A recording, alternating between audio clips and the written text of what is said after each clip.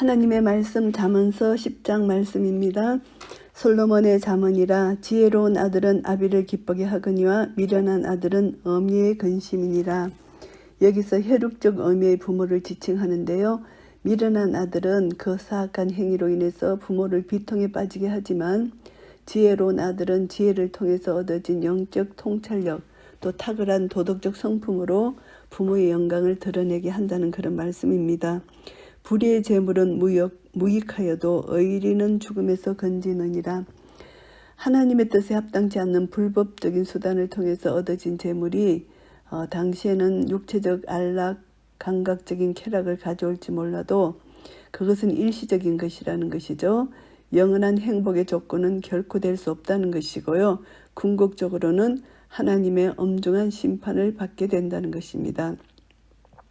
의리는 죽음에서 건진다는 이 말씀은 의로움, 합법적인 수단을 통해서 얻은 재물로 남을 구제하는 것을 뜻합니다.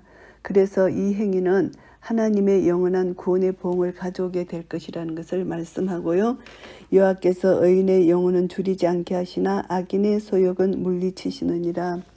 의인의 영혼, 하나님의 은혜를 받게 되는 것이죠. 영적 육적 삶에 결핍된 것이 없이 항상 풍요로울 것이라는 것입니다. 악인의 소욕을 물리치신다는 것은 부당한 사리사욕으로 얻어진 악인의 재물은 오래가지 않는다. 하나님의 심판으로 상실될 것이라는 것을 말씀하고요. 손을 게으르게 놀리는 자는 가난하게 되고 손이 부지런한 자는 부하게 되느니라.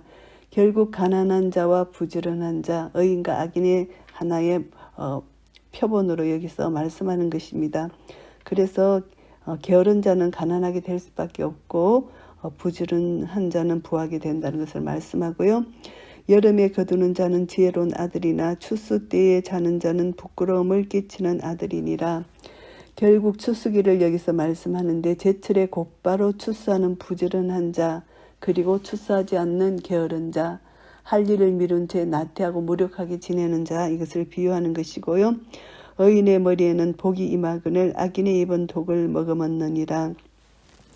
의인은 머리부터 발끝까지 하나님 복으로 덮여 있는데 악인의 그 입으로 악을 낸다는 것입니다. 그래서 마음이 있는 것이 입으로 나오는데 악한 자의 전 인격을 감싸고 있는 그 마음에서 악한 말이 나온다는 것입니다. 그래서 이 악이라는 것은 악한 말은 악한 자의 전체적인 특성으로 규정지을 수가 있습니다. 의인을 기념할 때에는 칭찬하거니와 악인의 이름은 썩으리라. 의인은 기념할 때 칭찬한다. 이 사람이 죽었어도 후세 사람들이 그 의인을 기억하고 생전에 덕을 세운 그 사람을 기억한다. 이것이 복이라는 것이죠. 악인의 이름은 썩는다. 악인은 현세적인 자치가 썩어 없어지고 후세에서도 그 기억에서 흔적 없이 사라진다. 이것을 말씀하고요. 마음이 지혜로운 자는 명령을 받거니와 입이 미련한 자는 패망하리라. 결국 마음이 지혜로운 자는 하나님의 명령을 받아서 그 교훈을 순종하고 실행하는 자이라는 것이죠. 입이 미련한 자, 이것은 악인은 그것을 경청하기보다 무익한 자랑, 교만한 방종의 말, 자기 말만 하고 그 교훈들을 배격하고 불순종한다는 것을 여기서 가르치고요. 바른 길로 행하는 자는 걸음이 평안하려니와 굽은 길로 행하는 자는 드러나리라. 바른 길로 행하는 자, 하나님께 대한 온전한 순종으로 일관되어서 이제 바른 길을 행하는 자는 하나님께서 평안을 주신다는 것입니다. 그런데 자신을 숨기고 은폐하고 바른 길로 행하지 않고 불순종하는 자들, 이 악인들에게는 공공연하게 자기들은 엄밀하게 했지만 하나님 앞에서 노출되고 심판을 받게 된다는 것이고요. 눈짓하는 자는 근심을 끼치고 입이 미련한 자는 패망하느니라. 결국은 의인들은 패망할 수밖에 없다. 남에게 근심을 끼치고 패망한다는 것이고요. 의인의 입은 생명의 샘이라도 악인의 입은 독을 머금었느니라. 의인은 거룩한 물이 성소에서 흘러나와서 모든 사람들에게 모든 것에 생명의 기운을 불러넣어주듯이 지혜의 교훈을 수용한 의인의 말이 상대방에게 항상 새로운 생기를 준다는 것을 의미하고요. 미움은 다툼을 일으켜도 사랑은 모든 허물을 가리우느니라. 다툼의 원인이 사악한 정의 감정, 그 마음이 악을 품은 자들인데 사랑의 마음은 그 마음에 선한 마음을 품은 자들입니다. 그래서 미워하는 마음은 다툼을 일으키지만 사랑은 모든 허물을 가려우게 된다는 것을 말씀하고요. 명철한 자의 입술에는 지혜가 있어도 지혜 없는 자의 등을 위하여는 채찍이 있느니라. 명철한 자의 입술은 지혜가 있는데 지혜 없는 자는 채찍이 임한다는 것입니다. 무익하고 타락한 말을 바라는 지혜 없는 자에게는 그 입에서 올바르고 선한 말이 나올 수 있도록 교정을 위한 징계가 필요하다는 이런 뜻이고요. 지혜로운 자는 지식을 간직하거니와 미련한 자의 입은 멸망에 가까우니라. 결국은 지혜로운 자는 적절한 때를 보존하여서 이제 적절한 때에 말을 합니다. 절제도 하면서 적절한 때에 말을 하는 그런 말이지만은 미련한 자는 시도 때도 가리지 않고 절제할 줄 모르며 무분별한 말을 자기 스스로 올무에 걸리게 하는 것이죠. 이웃까지도 치명적인 공격에 빠뜨리게 하는 그런 말이라는 것을 말씀하고요. 부자의 재물은 그의 경관성이요 가난한 자의 궁핍은 그의 패망이니라. 부자의 재물, 이것은 하나님께서 그가 이제 하나님의 공의대로 하나님 말씀에 순종함으로 얻은 재물, 부지런히 얻은 재물을 하나님은 귀하고 값지게 여기시고 그것을 그렇게 사용할 수 있도록 값지게 사용할 수 있도록 하신다는 것이죠. 결국은 가난한 이웃을 구제하도록 하신다는 것입니다. 그리고 가난한 자의 궁핍은 그의 패망이다. 이것은 가난한 자는 물질적으로 궁핍한 자를 가리키는 것이 아니라 자신을 주체하지 못하는 나약하고 무기력한 자를 여기서 가리킵니다. 이런 사람은 쉽게 절망하고 모든 외적 유혹에 쉽게 빠져버리는 경향이 있는 자, 이런 자들은 결국 완전한 파멸이라는 것이고요. 의인의 수고는 생명에 이르고 악인의 소득은 죄에 이르느니라. 의인의 수고, 하나님 뜻에 합당한 방법을 통해서 획득한 의인의 소득, 이것은 생명에 이른다는 것입니다. 그러나 악인의 소득은 죄에 이른다. 악인은 불법을 행하기 때문에 그 죄 자체라는 것이죠. 이것은 엄중한 심판을 받을 수밖에 없다는 것을 알게 되고요. 훈계를 지키는 자는 생명길로 행하여도 징계를 버리는 자는 그릇 가느니라. 훈계를 지킨다. 하나님 말씀을 순종하는 자는 생명에 이른다는 것입니다. 생명길을 찾지 못하고 방황하는 악인들은 영원한 파멸의 길로 빠진다. 이것을 비유하는 것이고요. 훈계를 지키는 자는 생명길로 이른다는 것을 우리가 다시 한번 깨닫고요. 미워함을 감추는 자는 거짓의 입술을 가진 자여 참수하는 자는 미련한 자니라. 미워함을 감추는 자, 이것은 자기 모든 사고 행동, 이 마음에서 나잖아요. 그래서 마음에 사악한 자, 이 사악한 자는 자기를 감추지만 그렇지만 마음이 입술을 통해서 나타나는 것입니다. 그래서 미워하고 남을 참수하는 자, 그것은 감출 수가 없다는 것입니다. 그의 마음 상태가 행동으로 나타난다는 것이죠. 그런 미련한 자가 되는 것이고요. 남을 참수하고 미워하는 것은 미련한 자라는 것을 말씀하고요. 말이 많으면 허물을 명키 어려우나 그 입술을 제어하는 자는 지혜가 있느니라. 말이 많으면은 허물을 공공연히 나타나게 된다. 그래서 허물을 명키 어렵다는 것입니다. 그래서 자기 입술을 절제하고 제어하는 것이 지혜로운 자라는 것을 말씀합니다. 신중해야 된다는 것이죠. 의인의 혀는 천원과 같거니와 악인의 마음은 가치가 적으니라. 의인의 말이 그만큼 도덕적 종교적으로 순수하고 많은 사람을 유익하게 하는 것을 뜻합니다. 천원과 같다. 그런데 악인의 마음은 천은과 적절한 대조를 이루는 오물, 이런 쓰레기 같은 뜻을 지니는 이 악인의 마음은 가치가 적다는 것입니다. 의인의 입술은 여러 사람을 교육하나 미련한 자는 지식이 없으므로 죽느니라.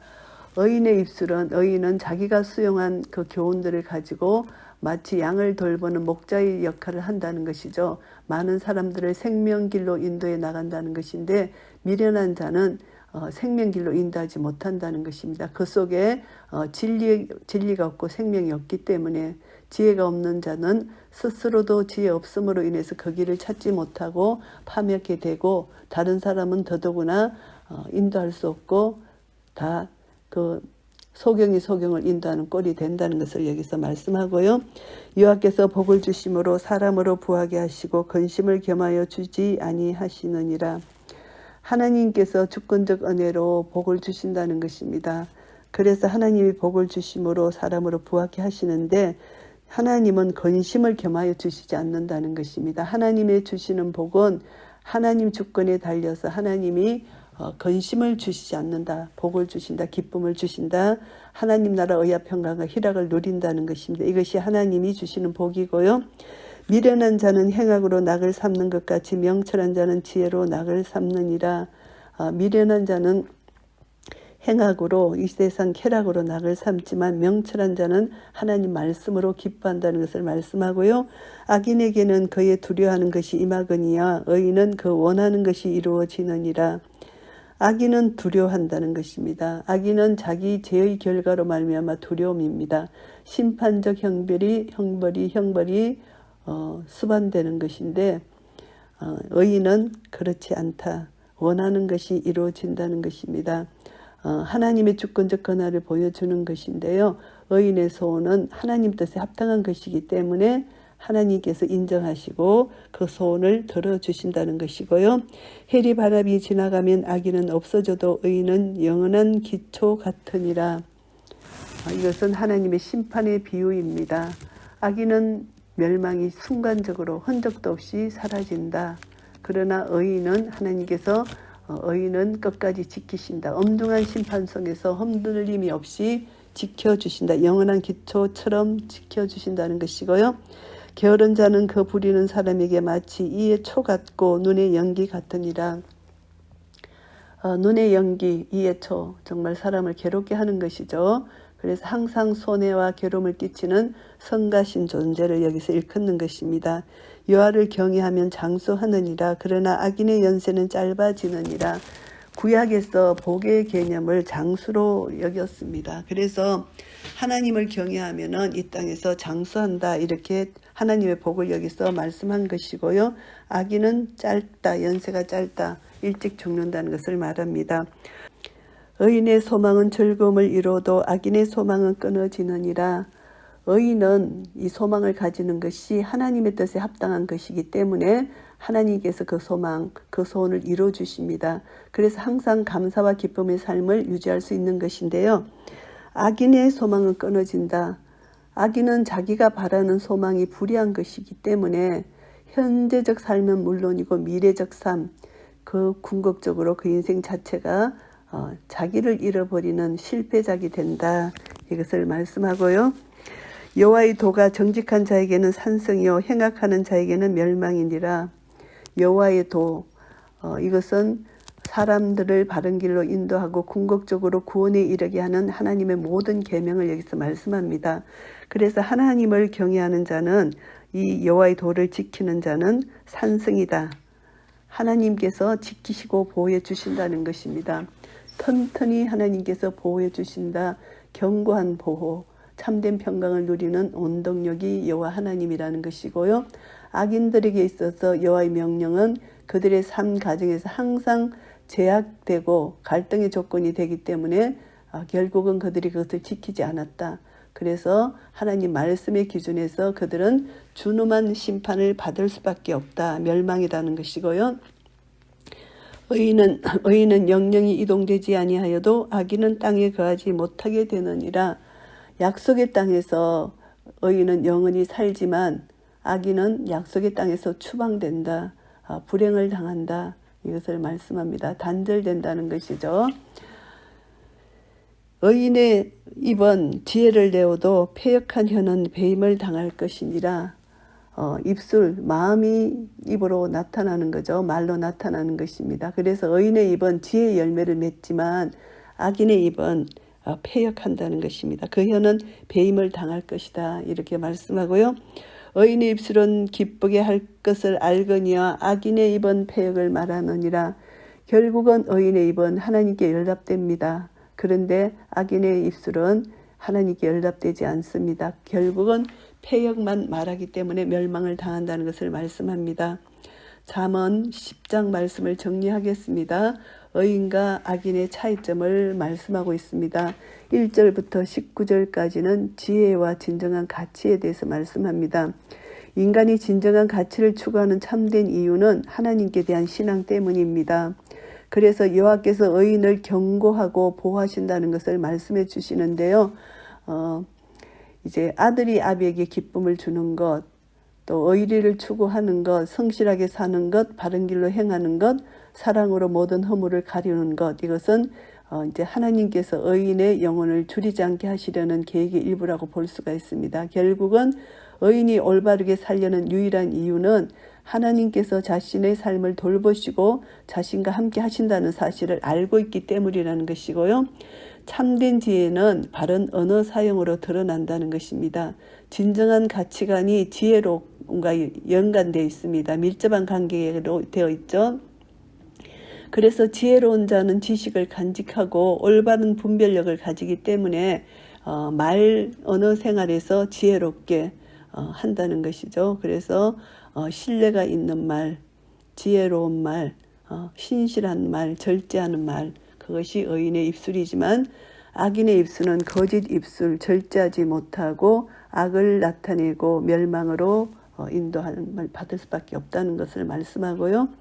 20절에서 32절은 하나님의 주권과 지혜에 대해서 말씀합니다. 하나님은 인간의 생사화복을 주관하시고 하나님의 주권에 의해서 결정하신다는 것입니다. 그래서 인간의 운명이 하나님의 주권에 달려 있는데 복을 주시는 유일한 분은 하나님이시라는 것을 알고 우리는 하나님만 의지하고 하나님 주권을 인정할 때 그것이 지혜로운 자, 하나님을 경외하는 자, 그것이 지혜와 지식의 근본인 것을 알아야 되는 것이고요. 또 이 지혜는 하나님 말씀과 긴밀하게 관련되어 있다는 것을 알아야 됩니다.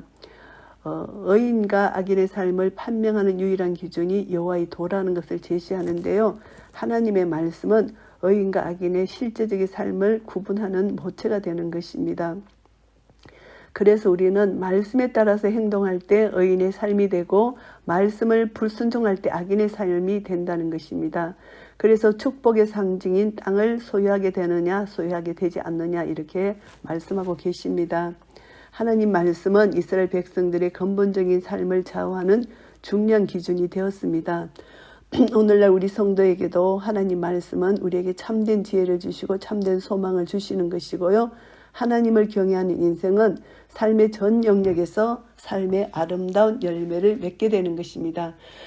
그래서 내가 거룩하니 너희도 거룩하라. 우리는 거룩한 삶의 열매를 맺어야 됩니다. 성령의 9가지 열매 우리는 맺어야 됩니다. 이것은 하나님 말씀을 순종함으로 맺어지는 열매입니다.